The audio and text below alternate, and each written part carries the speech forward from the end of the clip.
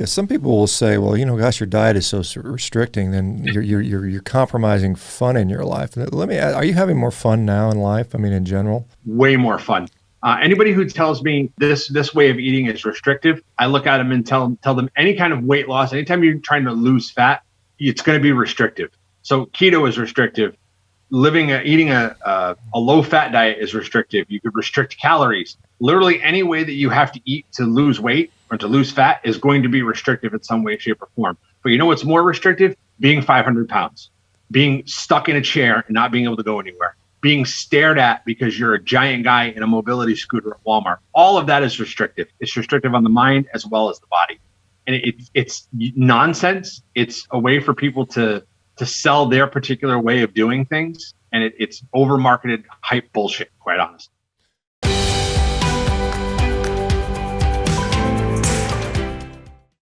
Okay. Good morning, everybody. Happy Tuesday morning. Hopefully everybody's doing well. We've got David as our guest today. Dave, can you hear me?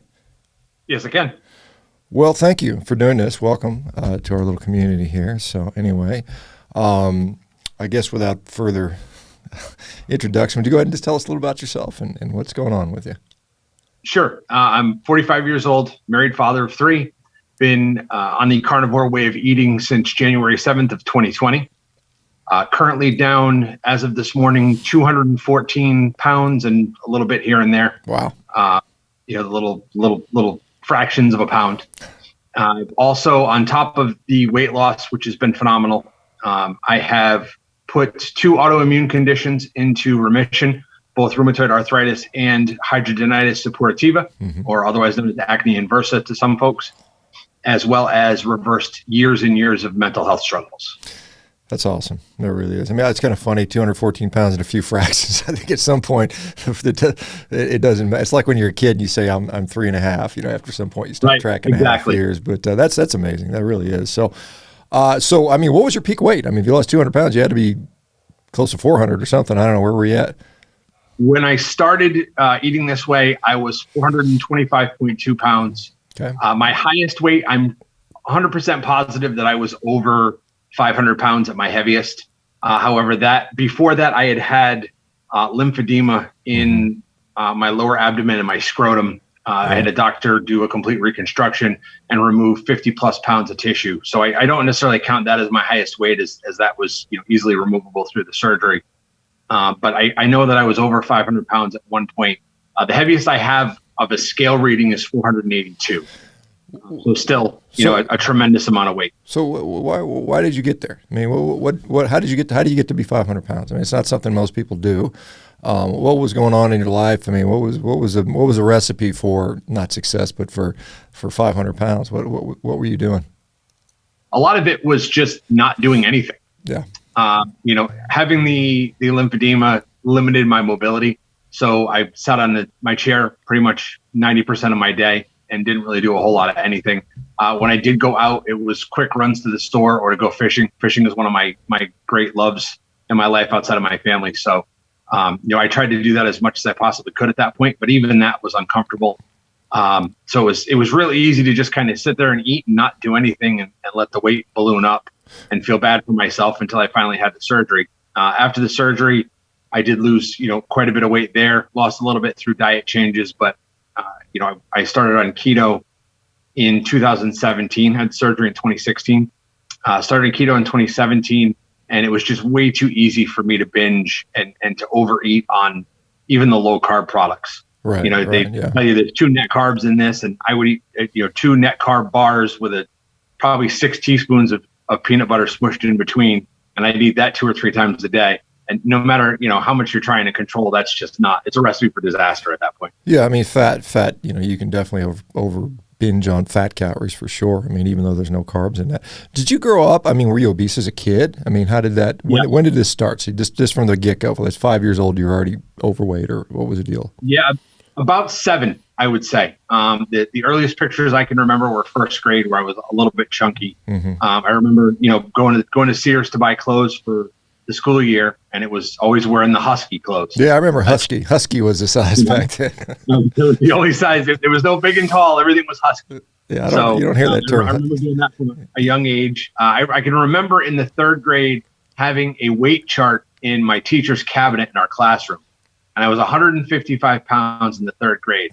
And they would weigh me in once a week and keep progress on this chart. Stuff that would be completely out of bounds in today's society. Never a second thought about it back then. Yeah. Court. Yeah, you start weighing kids in school, and it's embarrassing, and it's discriminatory, and all that stuff. You could see. I could see where that would be raise some definite problems with that. Did you come from an obese family? Parents obese, or what was it? Brothers, sisters, stuff like that? Yep.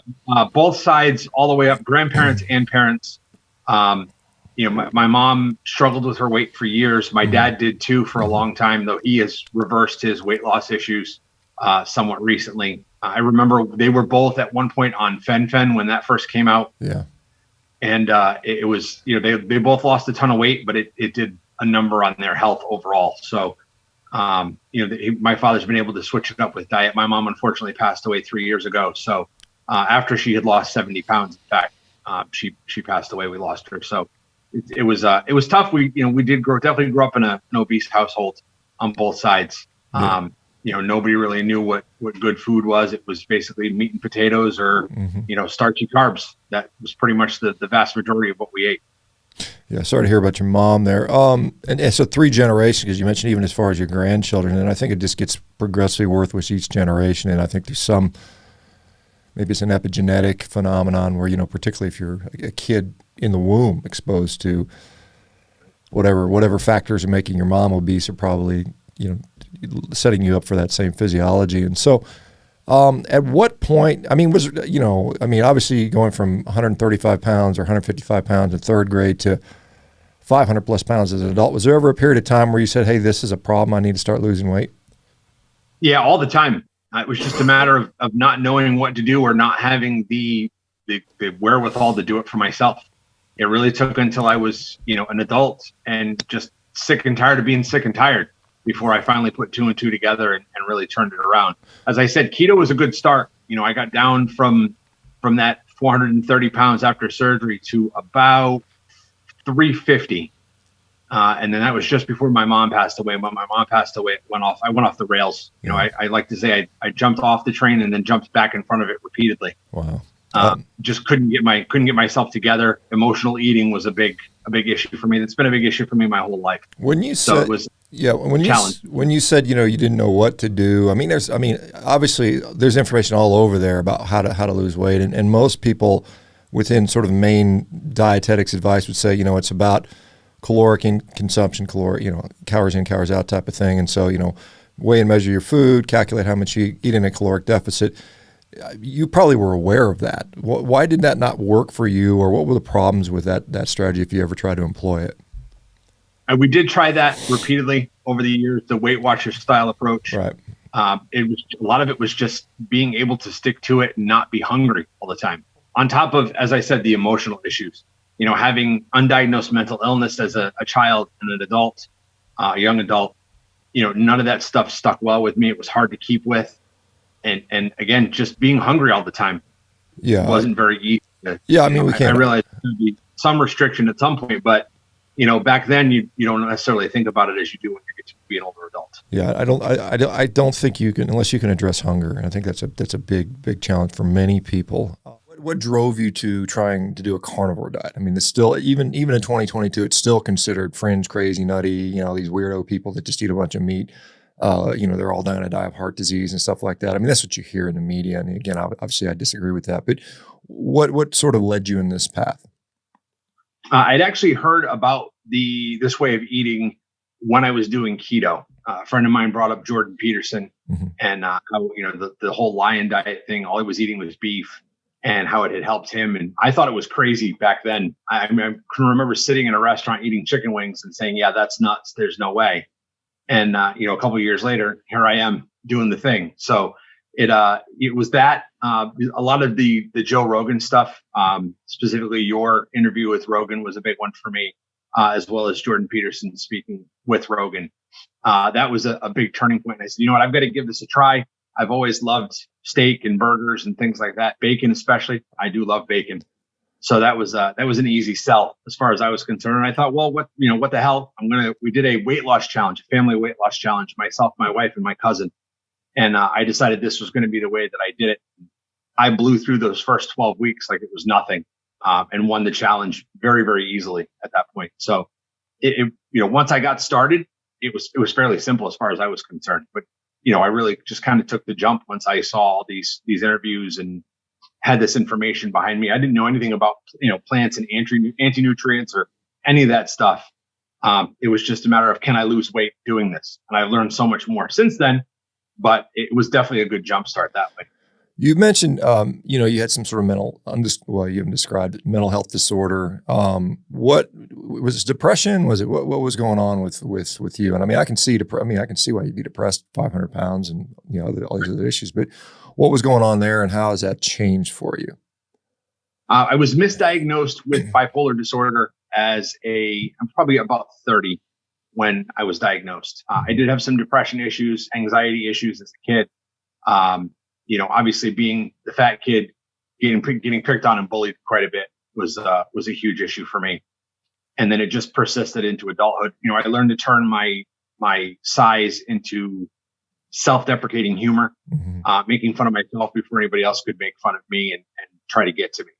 And it just turned into this monster, basically. So I went from there to, as I said, being diagnosed with bipolar disorder, which I ended up finding out a couple of years ago was a misdiagnosis. I have a debilitating anxiety disorder, and some abandonment issues with PTSD. So I've kind of learned that as I've gone along, but a lot of that stuff doesn't bother me near as much anymore as it used to. I still get my days where, things are tough, but I'm able to blast through it. I honestly have nothing but carnivore to thank for that.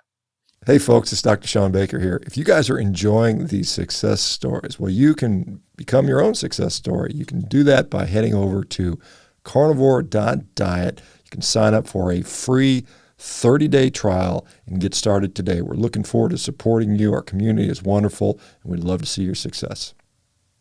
Well, thankfully it's found something, and I've seen that repeatedly with carnivore. A lot of people see so much improvement in mental health, just mental health in general. You brought, you kind of mentioned stuff about the self-deprecating humor. We see this, and I'd like to get your input on this because there's a lot of this sort of obesity acceptance. Fat is, beautiful. Fat is, it's okay. We see a lot of men in particular, I think comics like Chris Farley and stuff like that, where they just make fun of all their size and they just kind of get a laugh out of it. And I see a lot of guys on social media, these very obese men just, shaking their bellies around and ha, ha, ha, ha type of stuff. Is that something, because other people say, you shouldn't criticize that because that's fat shaming type of stuff. What is your perspective on that, having been there, obviously morbidly obese and now, not now getting more towards a normal weight size? How should society approach that, do you think? I don't know necessarily that it's body shaming to call someone out for being unhealthy. Mm-hmm. There's this whole mistaken health at any size movement that is just absolutely ridiculous to me.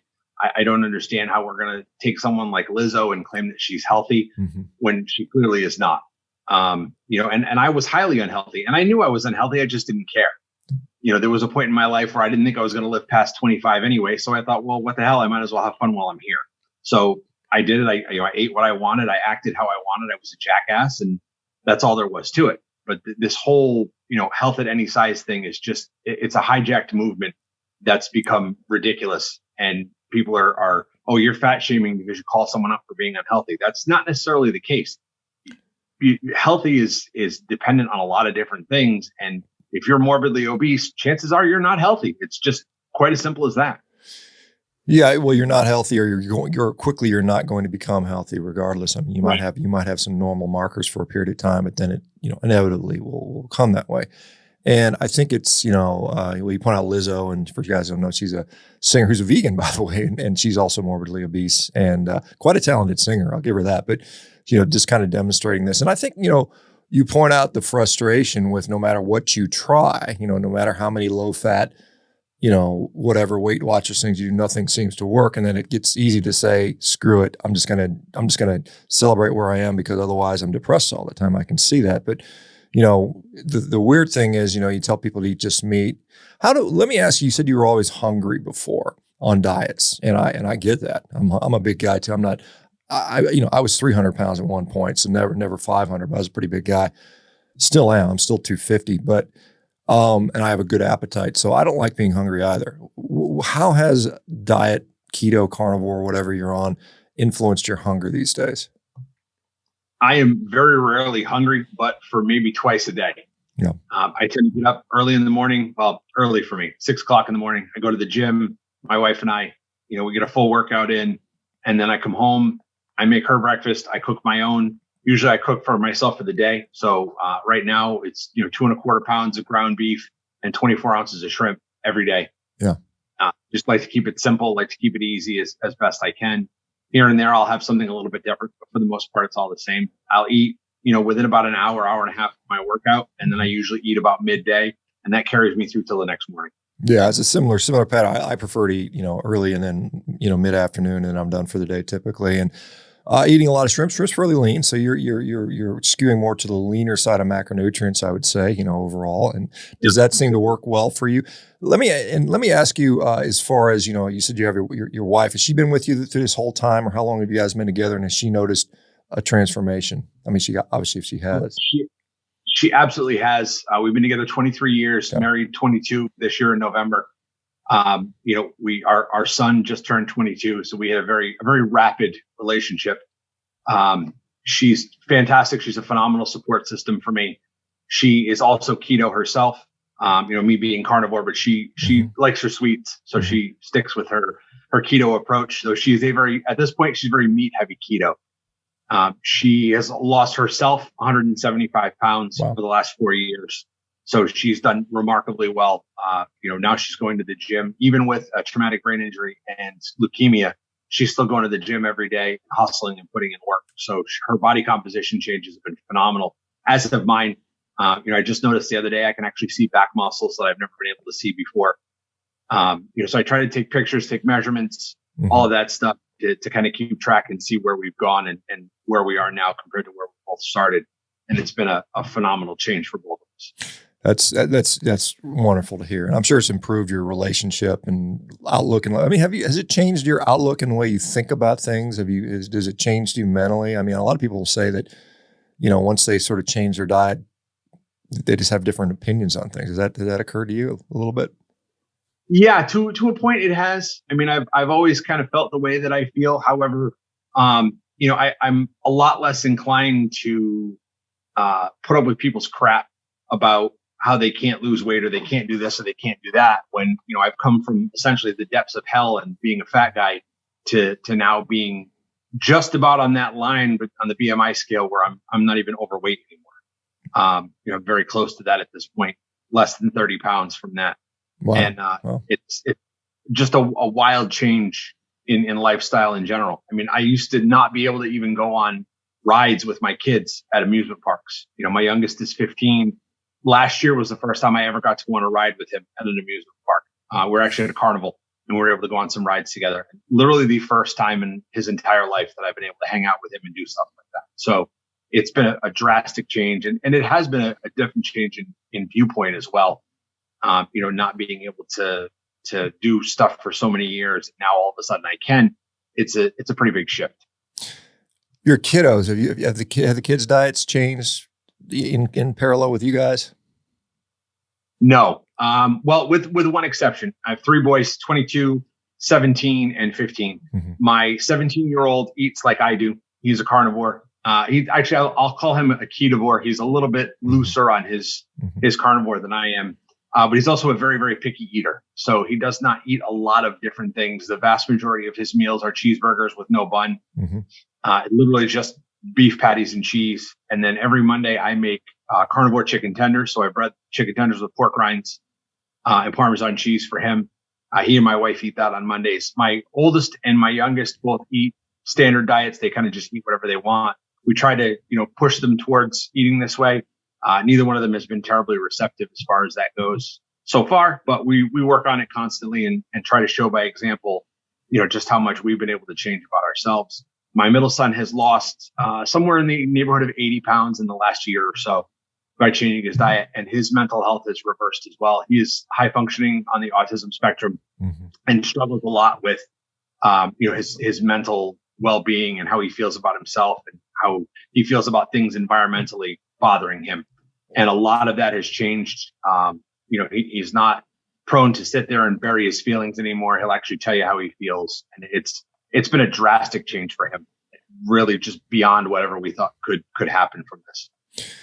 Yeah, when you mean it environmentally, you're talking about like loud noises and lights and things like that. I have an autistic son as well, and so it's interesting to see how, and I've seen a lot of people now with using different dietary strategies, often keto, carnivore, and they see significant improvements in that scale. Let me ask you about the autoimmune stuff, because you mentioned hidradenitis suppurativa and the rheumatoid arthritis. What's going on with that? You said it's going away. Yeah, both of them have improved dramatically. Even the hidradenitis, for those who don't know, it creates boils in certain parts of your body depending on where your body has the issue. So for me, it was my armpits, and I had it under both armpits. They were both covered in boils, and I couldn't quite figure it out. Went to the doctor. He sent me to a surgeon. The surgeon said, "Oh, yeah, we can fix this. We got to cut it out." They had me on injectable anti-inflammatories to try to bring it down. It wasn't working. It actually got to the point where I had my right armpit completely resected and reconstructed. I have a giant scar going from the front of my shoulder to the back of my shoulder under the armpit. They decided the morning of surgery that they weren't going to do both armpits at once because I was too heavy to roll once I was unconscious on the table. That was, I was around 420, 430 at that point. And they said it was just going to be too much to try to roll me with as big as I was. So they did the one side. And then shortly after, probably 4 months later, I started carnivore, and the boils are completely gone. There is no trace of them at all in my armpits. My knees don't hurt all the time. My back doesn't hurt all the time like it used to. My elbows used to ache. My shoulders, literally every joint in my body would scream through most of the day. And I just don't have that anymore. Now that I'm eating clean and not, pumping myself full of sugars and garbage, it's literally just changed everything 180. Yeah, I mean, a lot of people would say, hey, Fatso, you're 500 pounds, get off your ass and get moving. I mean, what is it like? I mean, because I don't know what it's like to be 500 pounds, but I imagine, because I see a lot of people and I don't tell them that. I said, hey, fix your diet. Let's bring the inflammation down first. And then when you feel better, start moving. But what is, as a 500 pound person, what was your day-to-day existence like? How much time do you spend in pain? Daily tasks, difficult, easy? What was going on? I mean, we see some people that are really big that are doing backflips and stuff like that. And you're like, holy cow, that's pretty amazing. You see a few people, but I don't think that's the majority of people. I think most of them are not. But what was your experience like? Yeah, that definitely wasn't me. I would say I spent about 90% of my day in pain. Most of it was literally just sitting on my chair. I had a power recliner that would help stand me up because I struggled with even getting up out of the chair.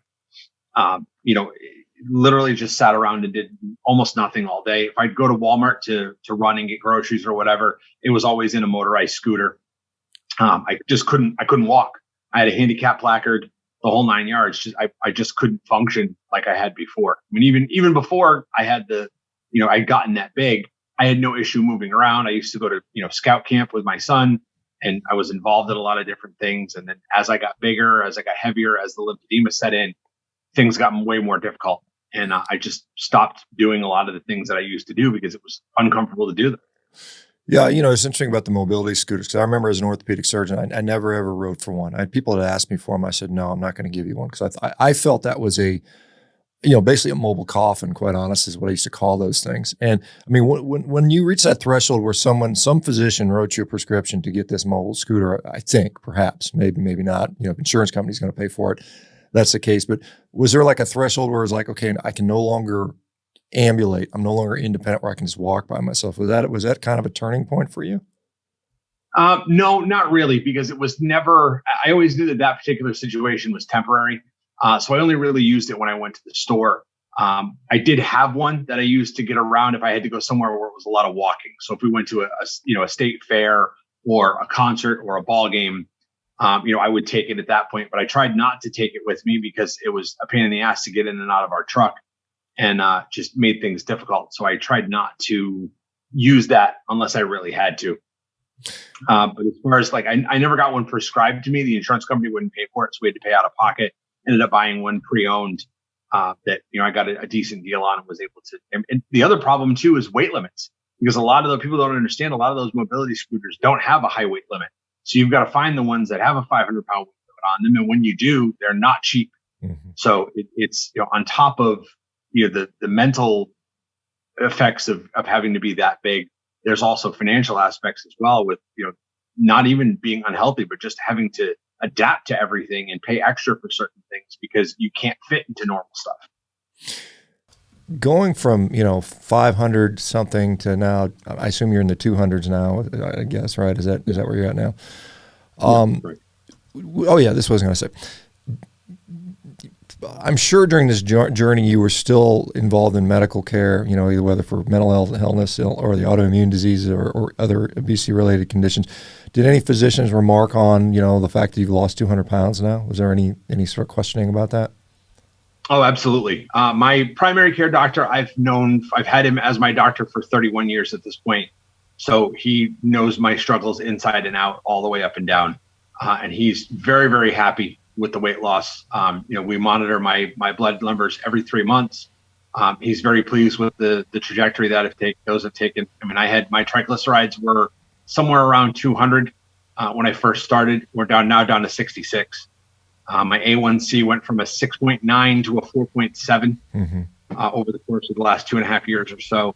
I actually went to a cardiologist for the first time this year because I wanted a CAC score to see where I was at, to prove to people, hey, I've done this for 2+ years. There's no effect on my heart health at all. And when I went in, I actually didn't tell the doctor that I was carnivore. I told him that I just started eating healthy and not eating a bunch of garbage and cutting out processed foods and stuff like that. But I have a follow-up appointment with him next week. And I'm actually going to tell him at that point, hey, this is how I did this. This is something you need to look into because people they're suffering when they don't really need to. And it's really as simple as just changing your diet, eating the right things. And, you too can have a 0 CAC score 2.5 years after eating just meat, fat, salt, and water.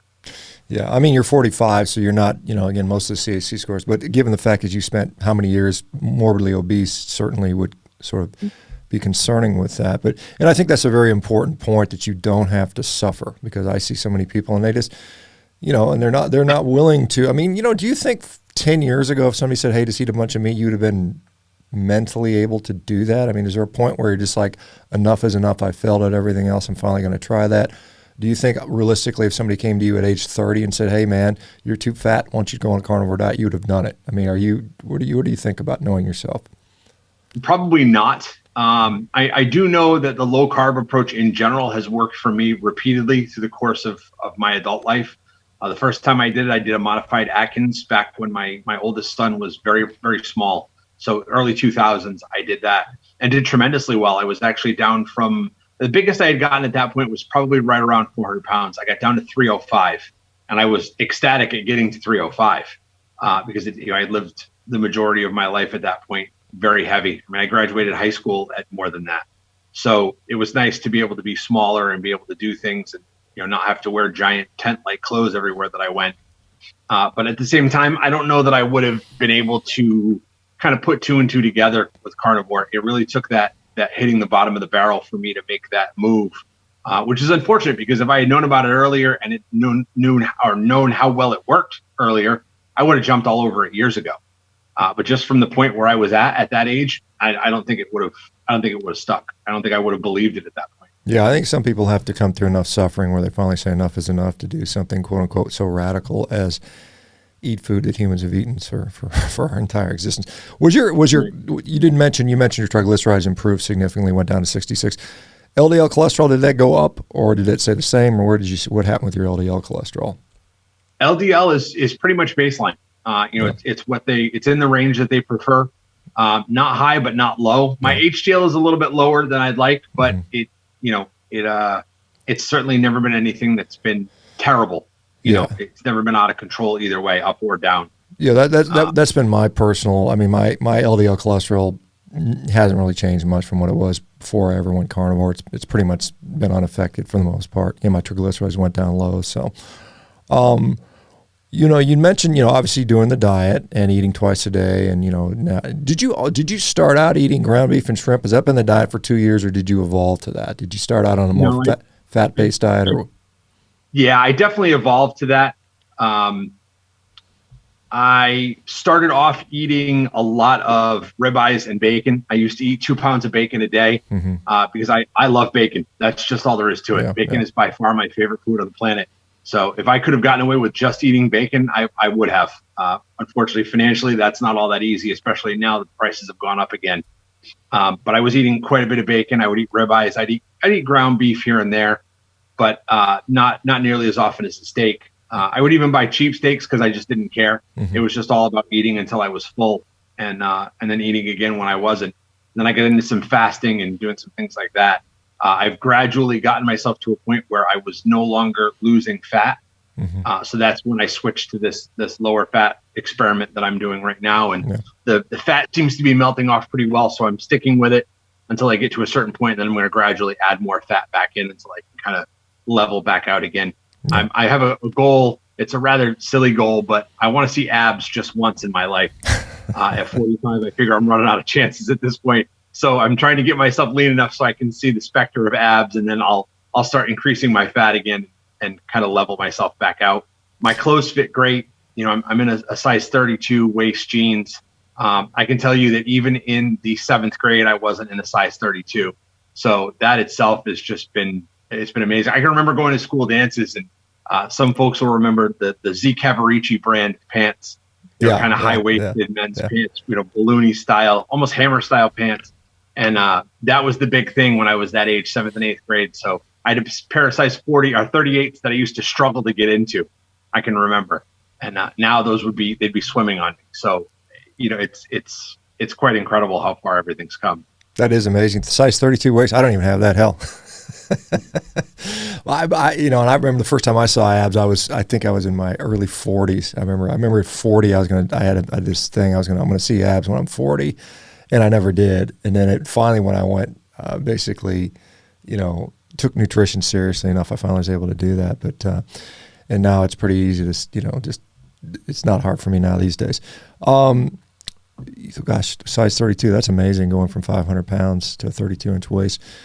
Do you, let's talk about what else you do besides diet, because, you know, you mentioned, because I think it is, you know, there's a neat thing that a lot of people find that a high fat approach initially works really well. It helps with appetite, you know, it gets sort of maybe the carb cravings because you got plenty of energy. And then at some point you run into the stall, and many people find that switching to a little bit higher protein approach seems to help. Not everybody, but many do. And so, you know, getting there, and you know, it'd be awesome if you see some abs. That would be quite a before and after picture for sure. Do you know, you mentioned going to the gym. Is this something new for you? Is that something you've been doing now for a couple of years, or when did that start?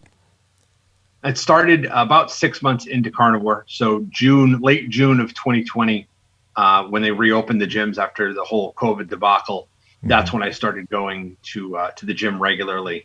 And I've gone fairly regularly, with the exception of a few months at the end of last year. You know, we were moving our household from one house to another, so I took some time off from the gym because I had to be doing that all the time, and it was just getting to be too mentally and physically taxing.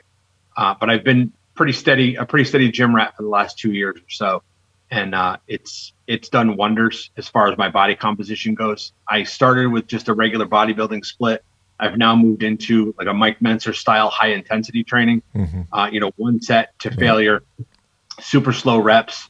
And I absolutely love it. I'm actually in a 4-week downturn right now where I'm just kind of doing some body weight stuff to, you know, kind of flush out and see how I feel and give my body a little bit of a break from the weights. But I'll be going back to that in a couple more weeks now. So I've been fairly steady with the gym. I wasn't doing cardio for a while. I actually just restarted doing that probably 3 months ago or so. I got back into doing cardio, and I'm back to being hooked on that too. You know, been doing a couple of team virtual race challenges with some other folks. Becky Niles being one of them. You know, she's in the group with us, and my wife is involved as well. And we have a great time doing that. I mean, we're doing an 835-mile challenge right now. There's 5 of us on the team, or 4 of us on the team rather, and we're through 700 plus miles already after about a month and a week. So it's just become a whole nother animal in and of itself. When you were, you know, 500 pounds, you know, getting surgery to cut off, you know, lymphedema and things like that, and having armpit surgery, at any point did you envision this, where you would be here, where you are today? No, I honestly said to myself when I first started eating carnivore, I'll be happy at 325. I'd be ecstatic at 300, and I'd be over the moon at 275. And I can remember hitting 275 about a little more than a year in.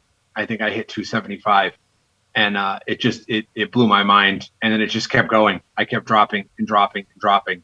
And I mean, now this morning I was 210 and some change as of this morning. So it really has just, I never would have envisioned it going this far. I'm happy it has. I'm happy for the challenge to continue and lean out a little bit more and see how far I can push myself and see if I can get to that point where I can see abs. But no, I never, when I first thought of that, I never thought I'd get to this point. Like I said, 275 was kind of an ultimate goal at that point. And then when I got to the point where 225 was in range, it was absolutely mind blowing to me. That's incredible. That really is. How does it feel? I mean, how does it feel mentally to have, not be morbidly obese, to be stronger? It's got to feel good, I would imagine. Oh, it does. It's a world of difference. And to be able to help other people too. There's so many people that will reach out to me and say, hey, you're inspiring. I don't like to think of myself that way, but this is what they've said to me. So I'm only going on what I'm being told. But, I like that. I like the ability to help people. And I've never been one to really, my wife's always the giving one in the family, whereas I've kind of been the cautious one that, don't help everybody, don't do all that stuff. But now, people reach out to me for advice all the time, and I'm happy to give it to them, because if I can make the change, really anybody can do it. You just have to put your mind to it, and you've got to be determined. That's really the key. There's the critics of this would say, well, you're eating all that meat and saturated fat, you're putting yourself at risk for heart disease. I mean, I would say you were at far higher risk for heart disease 3 or 4 years ago when you're 450, 500 pounds, undoubtedly. So you've clearly improved that. Do you have any concerns about that? Is it something that you think about? Did you ever try a plant-based approach? I mean, a lot of people would say, hey, let's go on a vegan diet. Let's do that. You can lose some weight. Was that ever something you had considered or attempted? No, because even as a 500-pound guy, I thought vegans were crazy. In fact, my wife loves to tell the story. There's a couple that we're friends with that she knew the wife before the four of us started hanging out together. And one day the wife reached out to her and she said, does your husband hate vegans?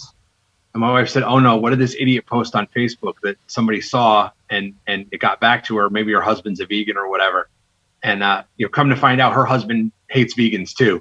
So that it kind of worked out in our favor and we became good friends. Actually, it's the same friend that brought up Jordan Peterson to me, a couple of years later. So ironically, that worked out fairly well. But no, I've always thought that vegans were a little bit nuts. To each their own. If it works for you, there's a guy I know that I speak to fairly regularly on Instagram who started off as a raw vegan and was doing all right for himself. And even now, after I actually met him through comments on one of your posts, even now, he's alternating between veganism and eating some meat.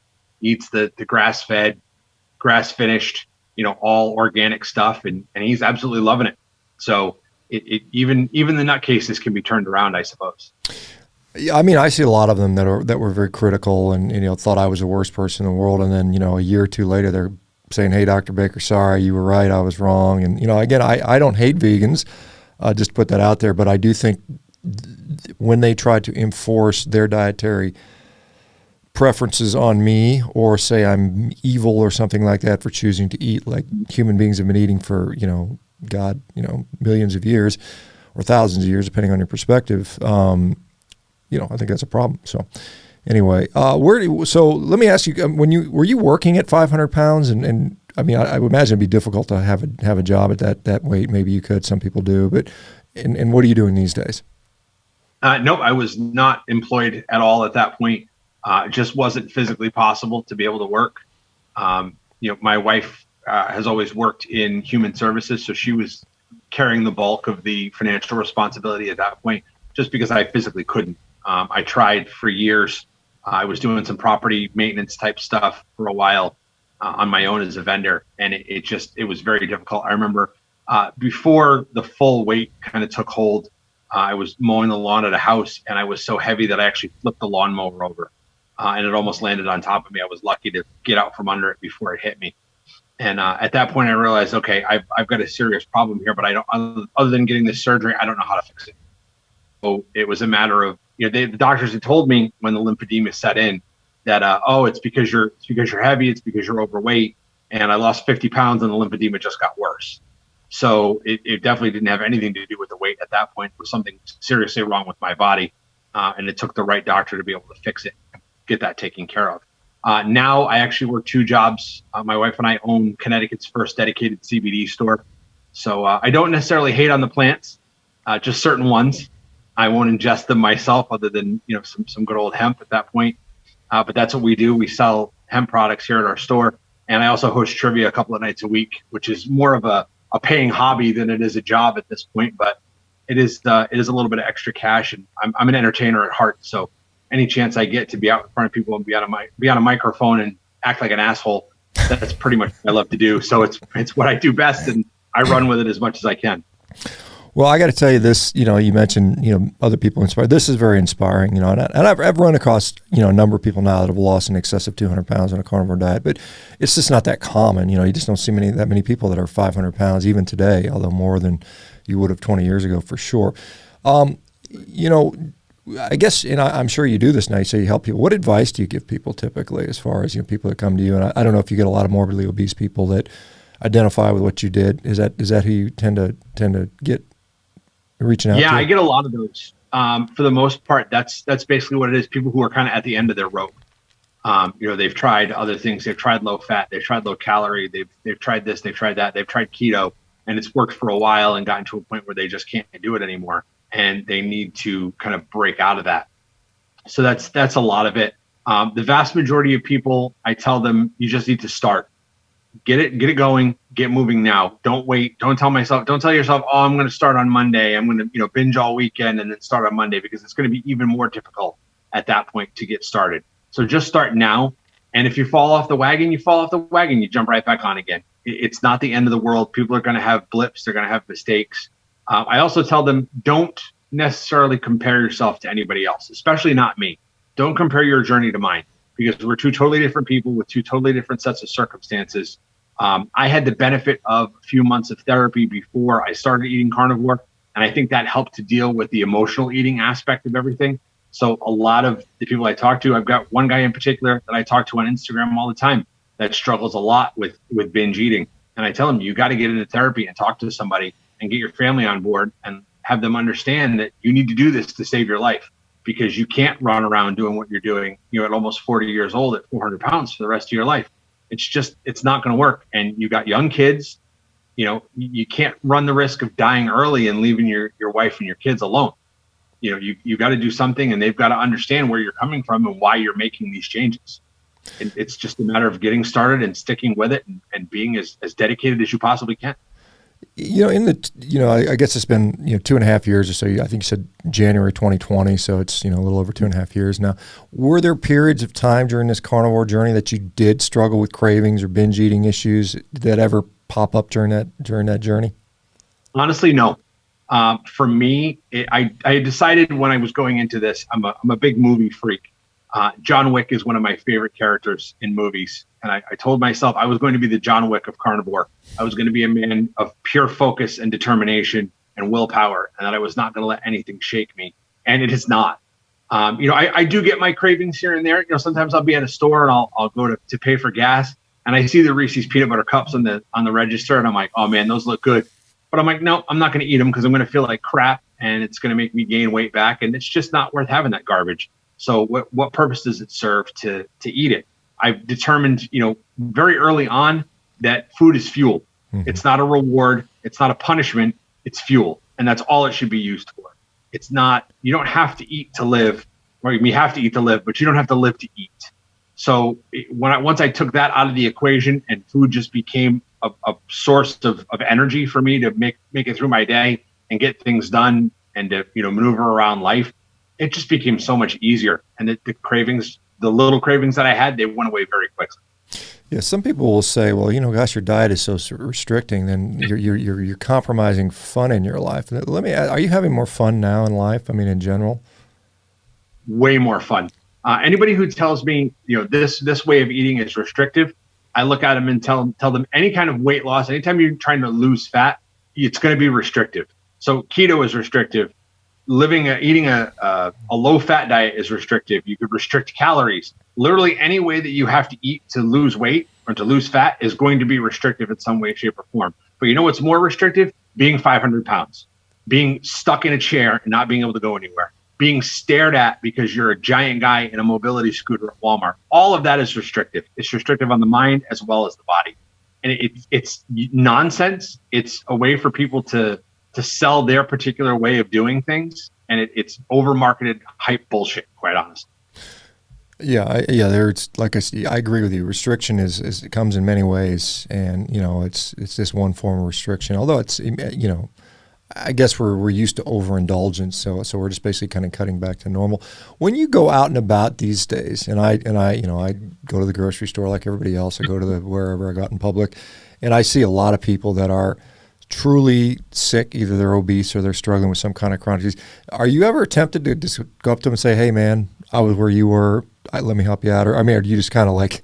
Because I know a lot of people don't want to be approached about that. What do you think when you go out and see people like that these days? It honestly, it makes me sad because I know how that feels. I know what it's like to be in their shoes.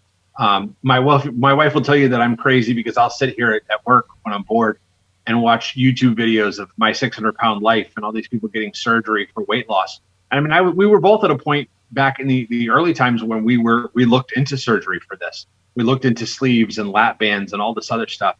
And everyone that we've seen, short of I think one person that I know, that's had some sort of bariatric surgery, has ended up either even worse off or has passed away because of complications from the surgery. I see it all the time. So it's getting back to my 600-pound life, I sit there and yell at the screen because I'm like, no, you don't need this surgery. You just need to buckle down and do things the right way. I can help you. And my wife was like, you're a nut. You're yelling at a computer screen. These people can't hear you. And I'm like, I know, but it just frustrates me so much to know that, if I can do it, they can do it. I was 500 pounds and I've turned my life completely around. I'm down almost 300 pounds from my heaviest. It can be done. But as far as approaching people, no, it's just not my thing. If someone comes up to me and says, hey, I noticed you lost a lot of weight. You look great. How did you do it? I'll gladly help them out. I'll gladly, take the reins and show them what needs to be done. In fact, one of my mom's former employees happens to be a tattoo artist where I go to get my ink done. And he reached out to me and said, hey, can you help me out with this? And I said, absolutely. And I wrote him up a whole thing today on what he needs to do, what he needs to avoid, what he needs to eat, and what to expect. And I have no doubt he's going to be very successful because he's a big guy, but he's motivated and at a point where he's ready to deal with his mental health issues. So anyone who reaches out, I'm glad to help. I'm glad to be able to give you what I did and try to push you along on your own path because we all have to live our own life. I guess you'd have to be living on a rock to not notice there is a huge push to make meat maybe less available, either maybe to tax it, maybe to make it financially very difficult for people to access or even restrict it. Some countries, I know in like Haarlem, the Netherlands, they now have outlawed advertising of meat. You can't put an advertisement in there. Different New York public school systems, Meatless Monday, Vegan Fridays. Are you concerned? What would it do to you if you could not afford to eat meat? What would happen to you? Well, I've always joked that if they outlaw meat, I'm just going to eat vegans because at least I know they're grass-fed.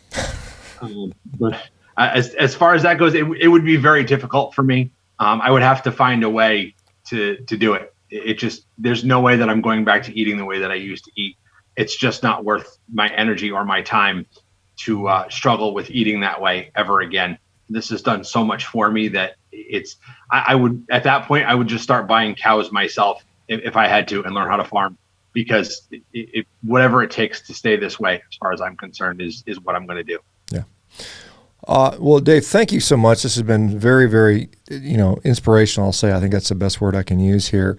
For people are you on social media? And if you are, do you want to let people know where they might follow you for that type of stuff?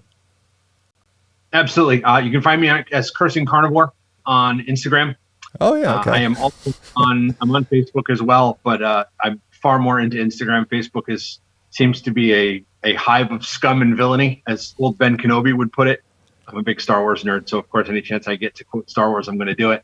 But I tend to stick more to Instagram. I like it a little bit more, and it's easier to engage with people and not have so much negativity and nonsense. Even though there is certainly their share of that on Instagram, that's where I like to spend most of my time. So that's where I'll be, Cursing Carnivore on Instagram, and that's basically it. You can find me there. You can always reach out and ask me any questions. I'm happy to answer. All right. Thank you very much, and I will go find you and follow you on Instagram. I've seen you post before. I mean, over the years, so good to see you're still sticking with it, and this is really incredible. So thank you so much. This will definitely inspire people. For the rest of you guys, we'll be back tomorrow. Thanks, everybody. Take care. Take care, Dave. See you later. Bye-bye. Thank you, Dr. Baker.